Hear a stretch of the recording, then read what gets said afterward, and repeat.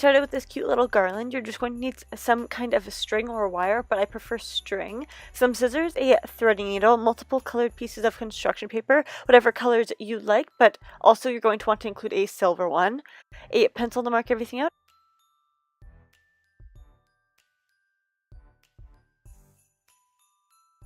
and a tape measure to, well, measure.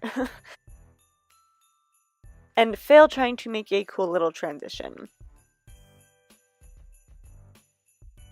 To start off, you're going to want to decide how thick you want your paper ornaments to be. I measured mine at a little less than 4 inches at first, and later on I actually cut them in half, but ladies' or gentlemen's choice, of course.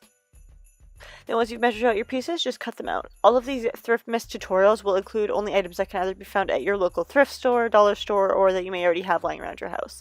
I picked all of these pieces of construction paper up from the dollar store for like 89 cents or something, and I'm just peeling the tag off of them and then continuing. You can totally cut these separately, but I chose to do it together to save time.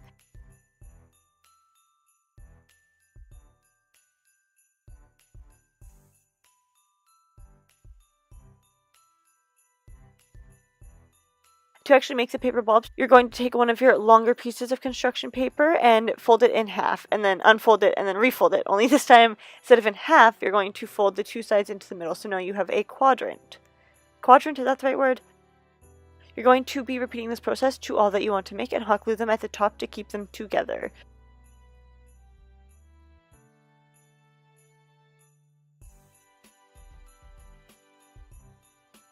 To make the top of the ornament where the silver piece of construction paper is going to come in, just as I did before, just thinner this time around, and you're going to fold these in a different fashion. I'm just going to show you here simply because it's a lot easier to see than explaining.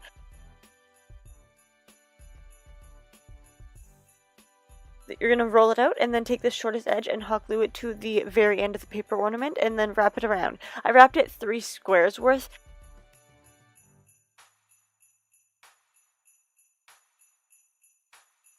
And then glued that and then snipped the remaining off, which I use for later on for the rest of them. Waste no paper.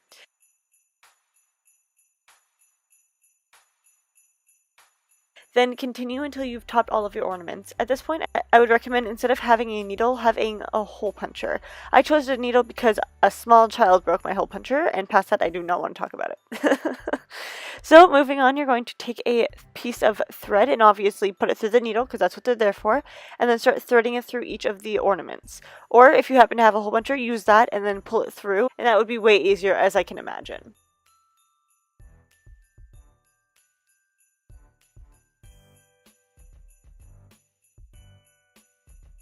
But that is it for today's tutorial. I hope you guys enjoyed this Thriftmas tutorial. See you in my next one. Bye guys!